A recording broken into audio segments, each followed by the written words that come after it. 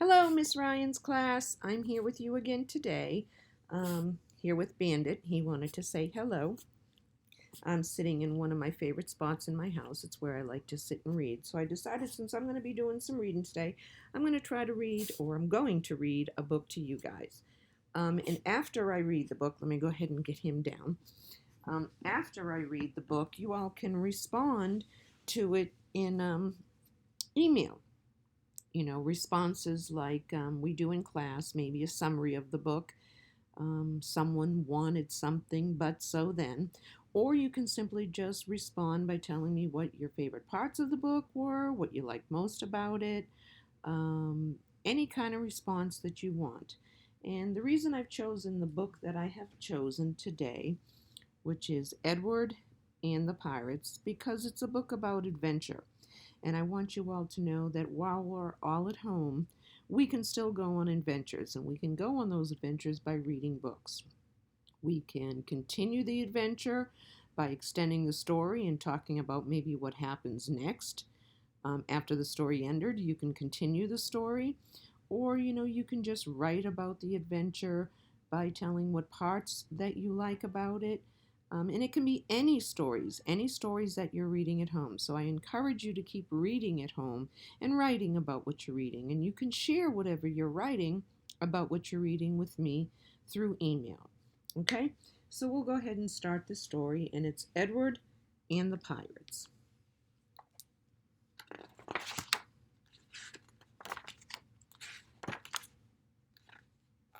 And it's written by David McFall. Sure, I can get this in there so you guys can hopefully see while I'm reading. Okay? All right, here we go. Once Edward learned to read, there was no stopping him. Cereal boxes at the breakfast table. Seed catalogs that arrived on the coldest day of winter. The inscription on the monument in the town square, and books, all kinds of books. Edward especially liked stories of adventure. When he read about Admiral Peary racing by dog sled to the North Pole, Edward was right alongside, comforting the brave dogs and urging them on. When he read that the bold outlaw Robin Hood was surrounded by the evil sheriff of Nottingham's men, it was Edward who came to the rescue. I think the illustrations, the drawings in this book are absolutely beautiful.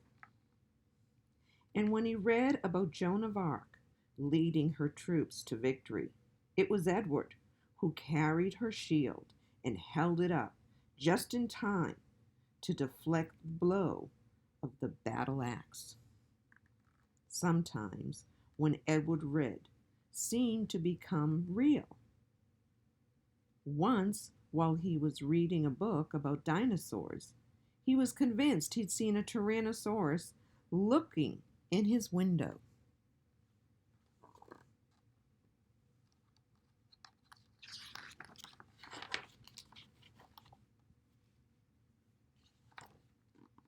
Next to home, the library was Edward's favorite place.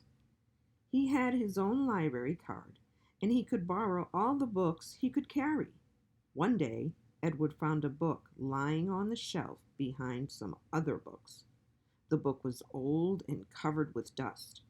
Edward blew away the dust and read the title, Lost Pirate Treasure. He sat down and began to read. Some pirate treasure has never been found. Edward was still reading when he felt someone tap him on the shoulder. It was Mrs. Torres, the librarian. Time to go, Edward, she said. The library will be closing soon. Edward checked out the book and walked home, arriving just in time for supper. That night, Edward went to bed early, taking his book with him.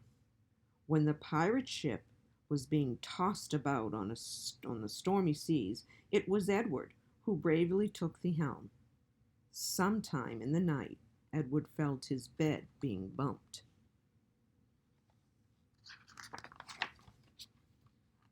Edward sat up and looked around and saw he was surrounded by pirates.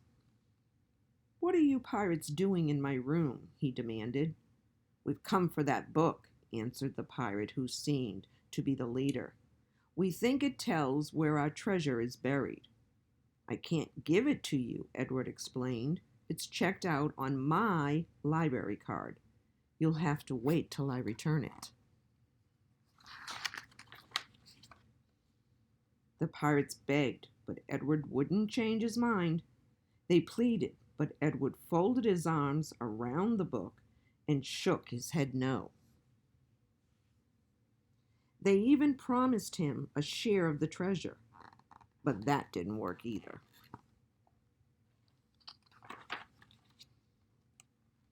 "You'll have to walk the plank," threatened the pirates, but Edward stood firm. Finally, one of the pirates drew his sword and waved it over Edward's head. "Hand it over," he roared, but Edward wouldn't budge. "Better be quiet," he warned the pirates, "or you'll wake up my mom and dad."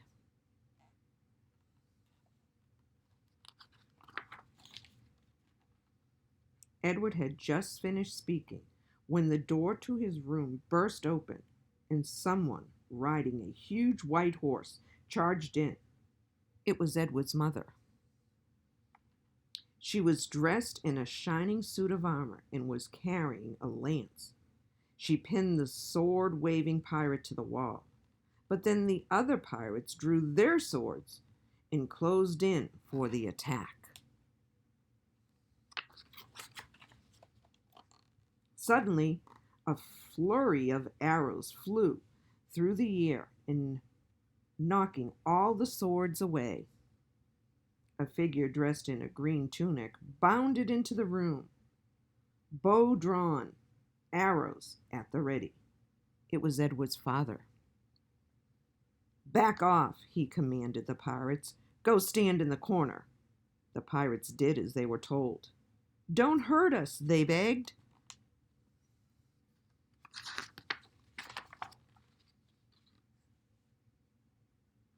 Edward felt sorry for the pirates. "They only came for this book," he explained to his mother and father. "I don't think they meant to any harm." Edward handed the book to the pirates. The head pirate held it open while the others huddled close by talking in whispers. After a few minutes, the pirate gave the book back to Edward.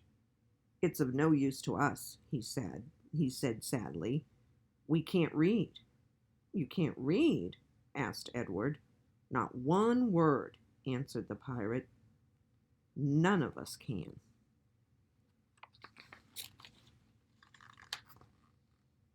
"I'll read it to you then," said Edward. "That is, if it's all right with my mom and dad." It was. "But don't stay up too late," Edward's mother told him firmly. "And close the window when you leave," said Edward's father to the pirates. As his mother and father left the room and went back to bed, Edward opened the book and began to read aloud.